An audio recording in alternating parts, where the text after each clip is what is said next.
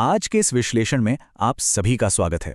आज हम जिस कहानी को डिकोड करने जा रहे हैं वो बिल्कुल एक आम सी दिखने वाली बिल्डिंग में शुरू होती है। मुंबई की एक 8 मंजिला पुरानी बिल्डिंग सागर हाइट्स। देखने में ना ये किसी भी ऑर्डिनरी रेजिडेंशियल बिल्डिंग जैसी ही लगती है, लेकिन इसकी दीवारों के पीछे एक ऐसा रहस्य दफन है जिसने वहां रहने वालों की पूरी जिंदगी बदल कर रख दी। तो आइए इस पूरे घटनाक्रम की तह तक जाते हैं और समझते हैं कि आखिर इस ऑर्डिनरी सी बिल्डिंग में ऐसा था क्या जिसने सबको इतने खौफ में डाल दिया। सोचिए, आप एक ऐसी जगह रहते हैं जहां का एक बड़ा ही कड़क नियम है, रात होने के बाद 8वीं मंजिल पर बिल्कुल नहीं जाना। और ध्यान दीजिए, ये कोई हल्का फुल्का सुझाव नहीं था, ये एक ऐसी शर्त थी जिसे वहां का हर एक इंसान बिना कोई सवाल किए मानता था। दिन के उजाले में सब कुछ बिल्कुल नॉर्मल होता था, पर जैसे ही सूरज ढलता 8वीं मंजिल की तरफ जाने वाले रास्ते एक तरह से प्रैक्टिकली बंद हो जाते थे। पहला हिस्सा, फ्लैट 8B का रहस्य। यहां सबसे चौंकाने वाली बात यह है कि ये फ्लैट 8B पिछले पूरे 12 सालों से लॉक पड़ा था। 12 साल पहले इस फ्लैट में रहने वाला एक पूरा का पूरा परिवार एक रात अचानक गायब हो गया। हवा में छूमंतर।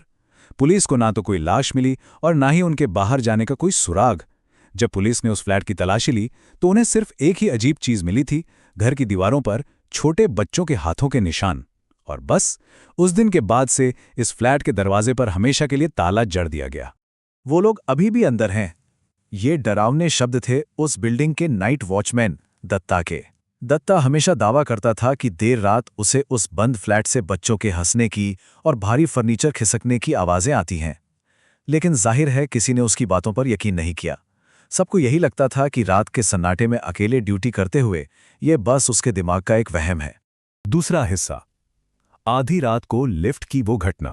अब आता है कहानी का टर्निंग पॉइंट। एक रात बिल्डिंग के 3 किराएदार नेहा, आदित्य और समीर लिफ्ट से ऊपर जा रहे थे। अचानक लिफ्ट ठीक 8वीं मंजिल पर आकर रुक गई। दरवाजा खुला और सबसे पहले जो आवाज आई वो थी बच्चों की बहुत ही धीमी सी हंसी, और उसके तुरंत बाद किसी भारी चीज को जमीन पर घसीटने की आवाज आई।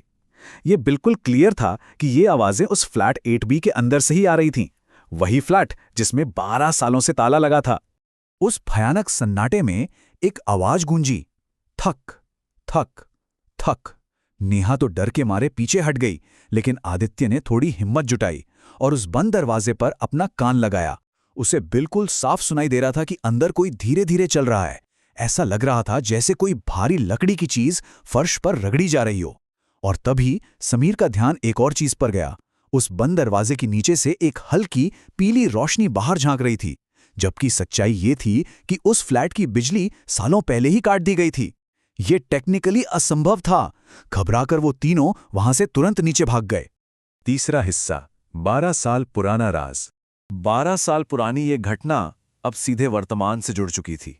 12 साल पहले वो परिवार गायब हुआ, लेकिन गायब होने से कुछ दिन पहले पड़ोसियों ने बिल्कुल ऐसी ही अजीब आवाजें सुनी थीं, और आज इन्हीं 3 नए किराएदारों ने वैसी ही आवाजें उस बंद फ्लैट से महसूस की। अगले दिन जब उन्होंने वॉचमैन दत्ता से जवाब मांगा तो उसने कुछ पल चुप रहने के बाद फुसफुसाते हुए बताया कि वो परिवार आज भी उसी फ्लैट के अंदर कैद है। 12 साल पहले पड़ोसियों ने आखिर क्या सुना था? उन आवाजों में शामिल था बच्चों का रोना, दीवारों पर नाखूनों से खरोचने की आवाजें और किसी आदमी के जोर जोर से चिल्लाने की आवाज। ये सारी बातें उनके अचानक गायब होने से ठीक पहले की रातों में दर्ज की गई थीं। इन डिटेल से एक बात तो बिल्कुल साफ हो जाती है कि गायब होने से पहले उस परिवार के साथ कुछ बेहद भयानक और खौफनाक घटित हो रहा था। चौथा हिस्सा, जंग लगा टाला तोड़ना। आखिरकार उन चारों नेहा, आदित्य, समीर और दत्ता ने तय किया कि अब सच्चाई जाननी ही होगी। जैसे ही उन्होंने वो पुराना जंग लगा ताला तोड़ा और दरवाजा खोला, जो नज़ारा सामने था वो तर्क और विज्ञान दोनों के बिल्कुल खिलाफ था। फिजिकल रियलिटी ये थी कि फर्श पर मोटी धूल जमी थी और बिजली का कोई कनेक्शन नहीं था। लेकिन पैरानॉर्मल रियलिटी क्या थी? उसी धूल पर छोटे बच्चों के ताजे गीले पैरों के निशान बने हुए थे, जैसे कोई अभी अभी वहां से गुजरा हो। और वहां एक हल्की पीली रोशनी बिना किसी बल्ब के चमक रही थी। जैसे जैसे वो लोग उस फ्लैट के घने अंधेरे में आगे बढ़े, उनकी नज़र एक ऐसी चीज पर गई जो सच में रोंगटे खड़े कर देने वाली थी। फ्लैट के अंदर की सारी घड़ियां चल तो रही थीं, लेकिन उनकी सुइयां उल्टी दिशा में घूम रही थीं। समय पीछे की तरफ जा रहा था। ऐसा लग रहा था मानो वो फ्लैट अभी भी उन्हीं 12 साल पुराने आखिरी लम्हों को दोबारा जी रहा हो। तभी अंदर के कमरे से अचानक बच्चों के खिलखिलाने की आवाज आई। नेहा डर के मारे बुरी तरह कांपने लगी। समीर ने तुरंत अपनी टॉर्च की रोशनी उस आवाज की दिशा में घुमाई और वहां कुछ ऐसा था जिसने सबके दिलों की धड़कन रोक दी। सामने की दीवार पर 4 परछाइयां बिल्कुल साफ दिखाई दे रही थी, 2 बच्चे, एक महिला और एक लंबा आदमी। लेकिन सबसे डरावनी बात पता है क्या थी? उस कमरे में उन परछाइयों को बनाने वाला एक भी फिजिकल इंसान मौजूद नहीं था, सिर्फ परछाइयां थीं। 5वां हिस्सा समय 8:08 पर थम गया। और इसी अफरा तफरी के बीच एक और अजीब घटना हुई। फ्लैट की वो सारी घड़ियां जो उल्टी चल रही थी, अचानक एक झटके में रुक गईं, ठीक 8:08 पर। दत्ता का चेहरा डर से बिल्कुल सफेद पड़ चुका था। उसने कांपते हुए फुसफुसाकर बताया कि यही वो एग्जैक्ट समय था जब 12 साल पहले वो परिवार हमेशा के लिए गायब हुआ था। सोचकर देखिए, 8वीं मंजिल, फ्लैट 8B और 8:08। ये 8 का आंकड़ा बार बार उनका पीछा कर रहा था। तो अब इस सब के बीच सबसे बड़ा सवाल जो उनके दिमाग में चल रहा था वो ये था कि उस अंधेरे बेडरूम में आखिर छिपा क्या है।